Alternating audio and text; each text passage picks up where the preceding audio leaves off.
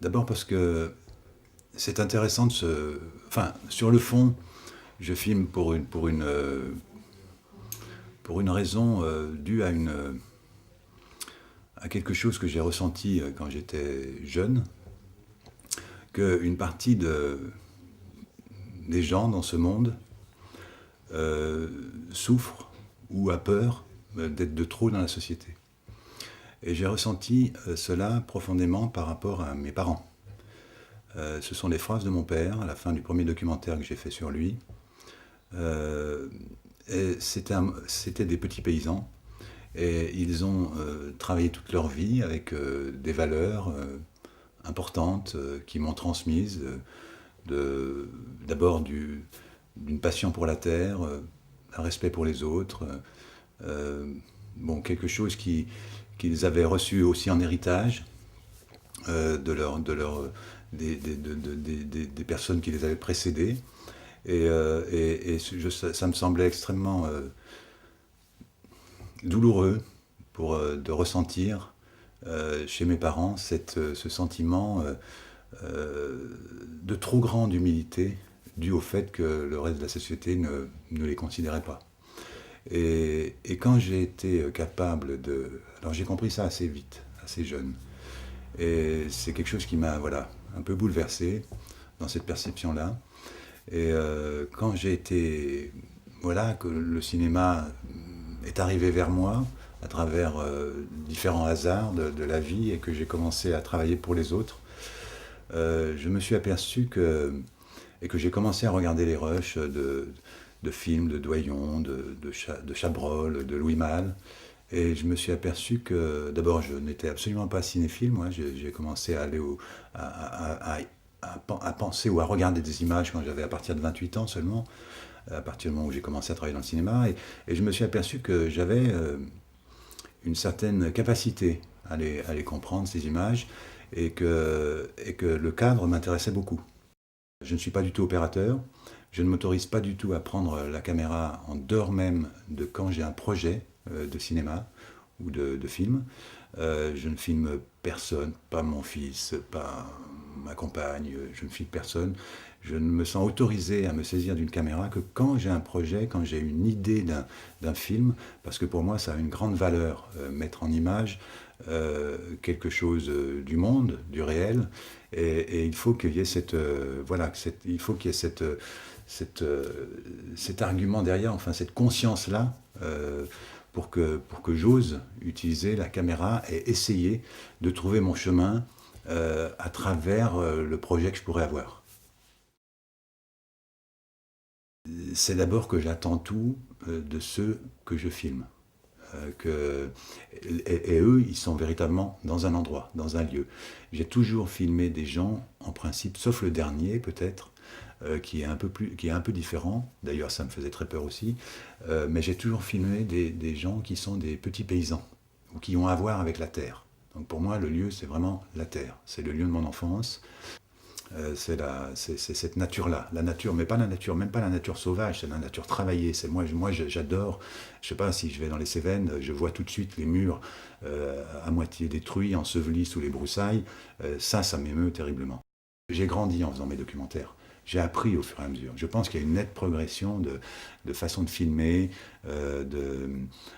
d'atteindre, d'essayer de la place que la caméra peut avoir par rapport à l'autre, la place enfin, le moment de la journée, la lumière, les lieux où les gens se trouvent. C'est la question du lieu, puisqu'il s'agissait là d'une ville de 22 000 habitants, était essentielle.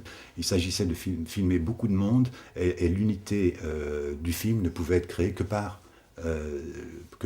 si on arrivait à bien restituer le lieu. Voilà, le lieu où ces 22 000 habitants vivent.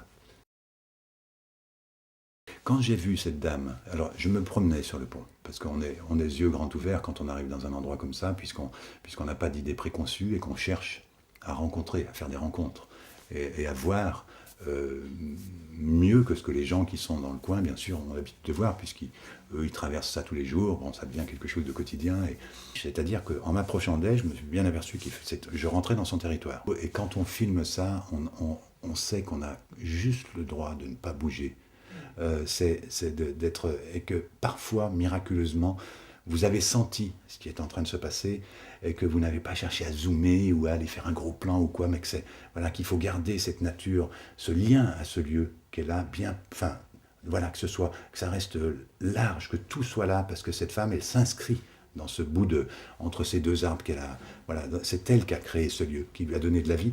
Et elle va enlever son sac qui est accroché à l'arbre avec une espèce de lenteur, de précision, et on s'aperçoit qu'elle essaye de ne pas abîmer la moindre feuille.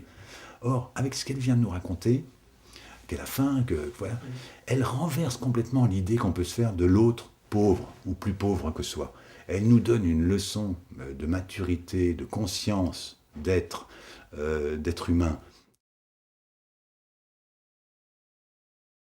J'ai compris très vite que cet homme était un réalisateur qui était juste quelqu'un qui arrivait sur le plateau sans avoir l'idée de ce qu'il voulait faire, c'est-à-dire bien sûr en ayant tout son film en tête, mais sans vouloir le figer la journée dans quelque chose qui aurait déjà été préparé, dans lequel tout le monde se serait inscrit, avec les acteurs connaissent leur texte, les techniciens de la lumière ont préparé la lumière et on va tourner, et c'est prêt. Or, lui, c'est pas du tout ça qu'il voulait, avec l'obsession qu'il avait de cueillir chaque scène comme une première naissance, comme quelque chose qui n'arriverait, qui serait une explosion de vie, se joue à l'instant où ça se joue et que ce soit fini en une fois, et que ce qui est donné ne peut pas se reproduire. Tout le son de Van Gogh n'est que du son direct. Par exemple, cette scène du repas, on l'a tournée une semaine. Bon, on l'a tournée sur une semaine. Tous les jours, les choses changeaient. Une fois, il y avait un peu de vent, une fois, il y avait des restes de pluie, une fois, il y avait des oiseaux, le lendemain, il n'y en avait pas. Bon, l'atmosphère sonore changeait constamment. Mais au montage, avec des plans qui viennent de tous les jours de cette semaine-là pour la même scène, lui, il ne faisait pas un chevauchement de son pour essayer d'adoucir le fait que justement ça a été tourné à des jours différents. Au contraire, il s'en servait comme un élément multiplicateur de l'effet montage, brutalement, à la coupe. Et absolument tout ce que j'ai fait dans ce film, alors que c'était un film très compliqué, avec de la musique, avec des scènes en direct où tout le monde chante, eh bien tout est là. Moi, la seule chose qui m'a demandé, c'est d'essayer de faire, et je l'ai compris assez vite, de faire que j'enregistre tout, quoi. J'enregistre vraiment tout ce qui se passe. Ce sont des gens qui viennent vraiment de chez Renoir, hein, de l'idée du son direct, de l'idée le son est un élément important. Enfin, c'est pas seulement le son, c'est vraiment le temps. Le son se caractérise. Comme c'est des plans séquences, il y a aussi tout un tas de choses qui se produisent dans le temps du plan, qui vivent, qui bougent, qui vibrent. Et ces choses-là sont importantes à conserver. L'acteur, sa voix, ce qu'il dit, le rythme de sa voix, vient dans un ensemble beaucoup plus vaste qui nourrit la scène.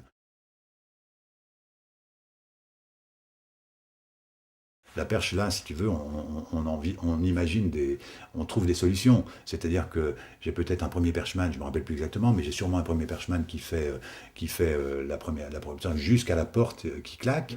Ensuite, derrière, j'ai peut-être un stagiaire qui va reprendre un morceau du truc et qui va permettre à l'autre perchman de passer derrière et de reprendre la suite. Sûrement quelque chose comme ça. Bien sûr, sur des scènes comme ça, j'ai pas mal de micro-HF.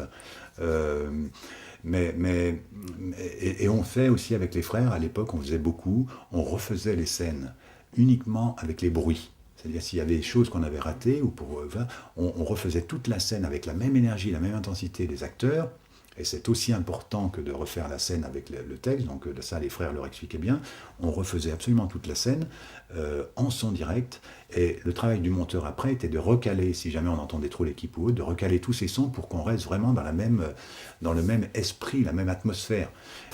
Quand tu me parles de cette scène de truc, évidemment il y avait les bruits de l'usine, il y a bien sûr tout ce qui est en jeu dans la scène, l'engueulade, une fille très énervée, son souffle, ses pas, tout ça a de l'importance. Donne une violence, il fallait absolument garder la violence de tout ça, et il ne s'agit pas d'amadouer ces sons-là, donc il faut vraiment les laisser claquer. Donc tout ça, et on le comprend de mieux en mieux au fur et à mesure qu'on tourne la scène, et qu'on avance dans les répétitions ou dans le tournage, et et j'essaye de coller à ça, quoi, à ce sentiment-là. Je n'ai pas de jugement de valeur sur autre chose que d'être au plus proche de ce qui est en train de ce que de ce que je comprends que les metteurs en scène essayent d'obtenir, tout en gardant central, pour moi, toujours l'acteur, sa voix, son jeu, tout ce qu'il peut amener. Les frères sur ce genre de scène, on est capable d'en faire une cinquantaine, hein, ou une quarantaine, oui. Jusqu'à ce que ce soit. Parce que comme c'est des plans séquences et que la fonction même de ces.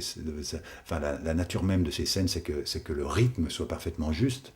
Alors, entre les erreurs des uns, des erreurs, d'abord le temps que ça se mette en place techniquement, à la caméra, au son, puis après même les acteurs eux-mêmes, enfin que.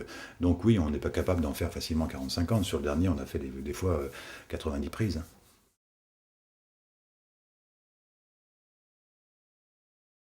C'est pareil, ce sont des plans séquences, et eux, ils inscrivent leurs personnages véritablement dans une nature.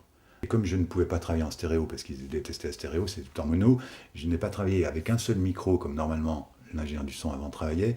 Je mettais un micro sur les comédiens, et de manière générale, j'allais mettre un micro beaucoup plus loin, à 50 mètres, pour essayer voilà, d'épaissir sonorement le réel. La première scène de train, on n'avait pas, moi je ne savais pas ce qui allait se passer, je veux dire, j'étais jamais monté dans ce train, donc je ne savais pas quel bruit il faisait, j'étais terrorisé parce que les comédiens avaient un long texte, et j'ai mis, voilà, j'ai mis la perche, puis je me suis couvert, j'ai mis deux autres micros, mais finalement je m'en suis pas servi parce qu'ils détestaient d'avoir le choix de trop de micros, mais j'aurais dû mettre un micro aussi sur le train, mais j'avais tellement pas pensé que les voix seraient plus fortes que le bruit du train que finalement, comme les comédiens chez Stroh parlent assez fort, finalement le train quand il démarre, on l'entend pas assez. Voix, mais pas vraiment le bruit du train. Il n'a pas aimé ça, l'autre ingénieur du son, il avait raison, mais en même temps, j'avais fait une erreur. Après, quand j'ai compris ça, bien sûr, après j'ai rajouté, j'ai essayé d'enrichir la présence du train. C'est des micros, bien sûr, là où les comédiens parlent, bien sûr, forcément, parce qu'il y a toujours beaucoup de texte dans ce train. Et puis je rajoutais un micro ailleurs, dans un autre wagon, pour avoir le bruit du train, et puis je mélangeais tout ça. Moi, si j'aime ce métier de son, je m'en suis aperçu finalement là aussi récemment, c'est parce que j'ai beaucoup de mal à être présent. C'est la complication de nos vies, ça, je trouve, enfin en tout cas de la mienne, soit être dans le passé, soit être dans le futur, mais le moment tel qu'on le vit là. Être vraiment concentré, ce qui est la marque des grands acteurs aussi, hein. D'être, quand on dit moteur, d'être entièrement là, de rassembler tout ce qu'ils sont pour être là. Bon, eh bien le son me permet ça.